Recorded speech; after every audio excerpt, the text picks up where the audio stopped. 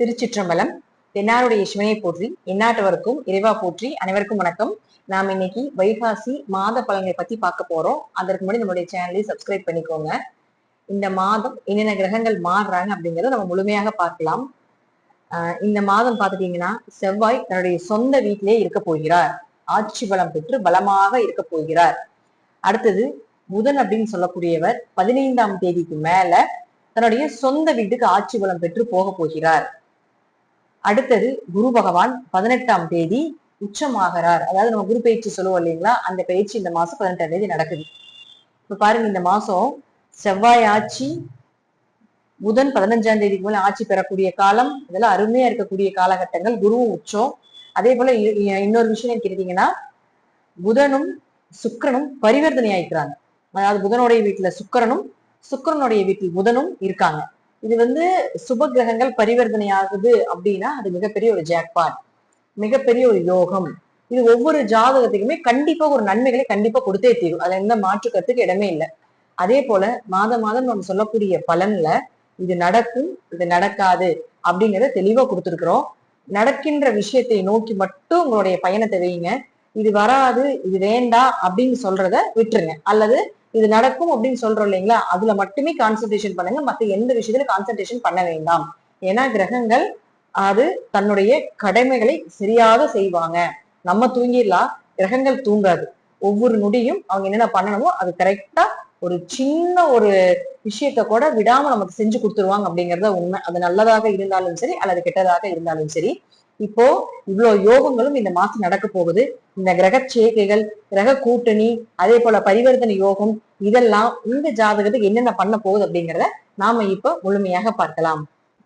கும்ப ராசிக்குண்டான இந்த மாதம் வைகாசி எப்படி இருக்கும் அப்படிங்கிறத பார்க்கலாம். கும்பராசியை பொறுத்த வரைக்கும் ராசி அதிபதி 2ஆம் வீட்டுக்கு போனாலும் 18ஆம் தேதிக்கு மேல குரு பார்வை ராசிக்கு வருது. சோ மிகப்பெரிய யோகம். அதற்கு மேலதான் நன்மைகள் அதிகமா நடக்க போகுது.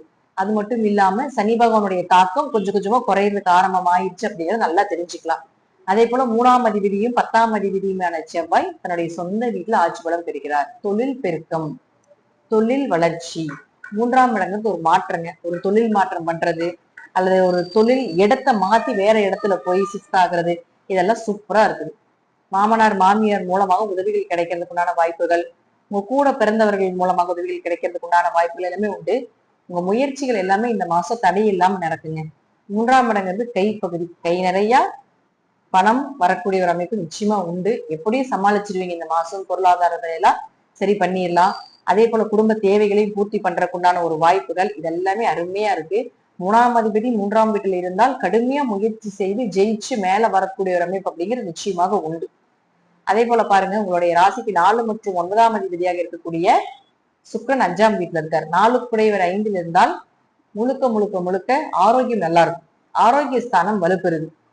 உங்களுடைய ஆரோக்கியம், தாய் தந்தையினுடைய ஆரோக்கியம், இதெல்லாம் நல்லா இருக்கு. வீடு மனை சொத்துக்கள் சார்ந்து இருந்த பிரச்சனைகள் எல்லாமே விலகிறதுக்குண்டான வாய்ப்புகளும் உண்டு. அதே போல இந்த சுக்கிரனும் புதனும் பரிவர்த்தனை ஆகிறது.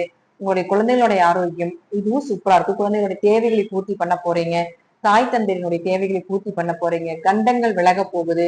மறைமுகமான எதிரிகள் எல்லாமே உங்களுக்கு தெரிய வர்றதுக்குண்டான வாய்ப்புகள் உண்டு. அதே போல பாருங்க, உங்களுக்கு இந்த புதன் அப்படின்னு சொல்லக்கூடிய 8 குறைவருமாகி பரிவர்த்தனை ஆகும் பொழுது எங்காவது பணத்தை கொடுத்து ஏமாந்துட்டீங்க, மீண்டும் அந்த பணம் திரும்பி வருமா அப்படின்னு கேட்டா நிச்சயமா இந்த மாதம் அதை ட்ரை பண்ணுங்க. கொஞ்சம் ஓரளவுக்காக வர்றதுக்குண்டான வாய்ப்புகள் உண்டு.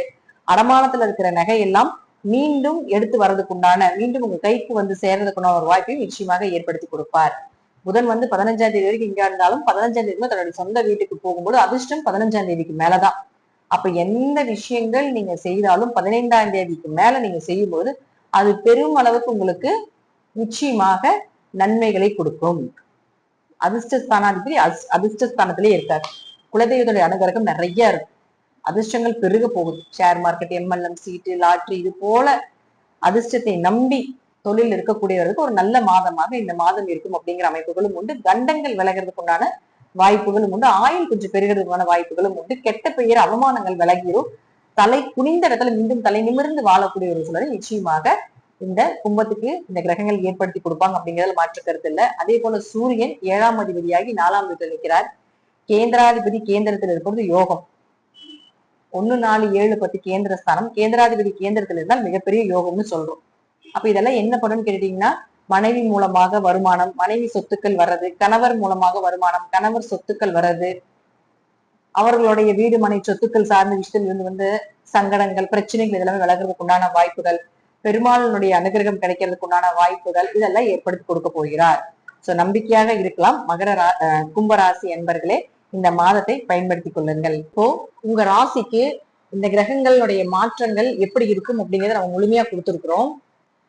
இப்ப இந்த மாற்றங்கள் அப்படிங்கறது பாத்துட்டீங்கன்னா மாதம் மாதம் கிரகங்கள் கண்டிப்பா மாறும். இந்த முறை உங்களுக்கு எந்த கிரகங்கள் சப்போர்ட் பண்ணுதோ அதை நோக்கி மட்டும் உங்களுடைய பயணத்தை வைங்க. ஆரம்பத்திலேயே அதான் சொன்னேன், இந்த கிரகங்கள் எதை நோக்கி பயணத்தை கொண்டு போறாங்களோ அதை நோக்கி மட்டும் நீங்க பயணப்படுங்க. அது மட்டும்தான் நல்லா இருக்கும். அதாவது இப்ப சுக்கிரன் நல்லா இருக்குது அப்படின்னு உங்க ஜாதகம் நான் சொல்லியிருந்தேன். இந்த சுக்கிரனுக்கு உண்டான விஷயம் என்ன இருக்கு அப்படின்னு நான் சொல்லியிருக்கேன் இல்லைங்களா? அது நல்லா இருந்தா அதை மட்டும் கான்சென்ட்ரேஷன் பண்ணுங்க, கவனிப்பா பாருங்க, அது மட்டும் தான் நடக்கும். இது செய்ய வேண்டாம் அப்படின்னா அதை விட்டுருங்க. இதுதான் முழுமையான உண்மை. அதே போல உங்க ஜாதகத்துல தசாபுத்தியும் அதே போல பாத்துட்டீங்கன்னா மற்ற கோச்சார கிரகங்களும் சப்போர்ட் பண்ணுச்சுன்னா நிச்சயமாக நான் சொல்வதை விட இன்னுமே நல்ல நல்ல பலன்கள் எல்லாமே நடப்பதற்குண்டான அதிக வாய்ப்புகளும் உண்டு. ஒவ்வொரு மாதமும் கடவுள் நமக்கு என்ன கொடுக்கிறாரோ அதுதான் கொடுப்பாரு. இது நம்ம சொல்லும் பொழுது ஒரு முன்னெச்சரிக்கை பதிவாக நீங்க எடுத்துக்கணும். நல்லதாக இருந்தாலும் சரி, கெட்டதாக இருந்தாலும் ஒரு முன்னெச்சரிக்கை பதிவா நீங்க எடுத்துட்டு அதை செயல்படுத்துங்க. எல்லாருமே பெரிய கோடீஸ்வரங்கள் ஆக முடியாது. நம்ம நிறைய கமெண்ட்ஸ்ல பார்த்தா இந்த மாசம் எனக்கு இது நடந்துச்சு, இது நடக்கல அப்படிங்கிறது எல்லாமே போட்டிருக்காங்க. அதே போல நடந்த விஷயங்கள் எல்லாமே கண்டிப்பா இந்த கிரகங்களுக்கு உட்பட்டுதான் நடக்கும். நடக்காம போகுது அப்படின்னா உங்க ஜாதகத்துல ஏதாவது தோஷங்கள் இருக்கலாம், அல்லது உங்க ஃபேமிலி ஜாதக ரீதியாக, உங்க குடும்ப ஜாதக ரீதியாக உங்களுக்கு வரக்கூடிய யோகத்தை இதை தடுக்கலாம் அப்படிங்கிற நிறைய விஷயங்களும் இருக்கு. சோ அதனால உங்க ஜாதகத்தை நீங்க உங்க அருகில் இருக்கக்கூடிய ஒரு ஜோசியர்கிட்ட கூட கொடுத்து கன்சல்ட் பண்ணி கொள்வது என்பது ஒரு நல்லது.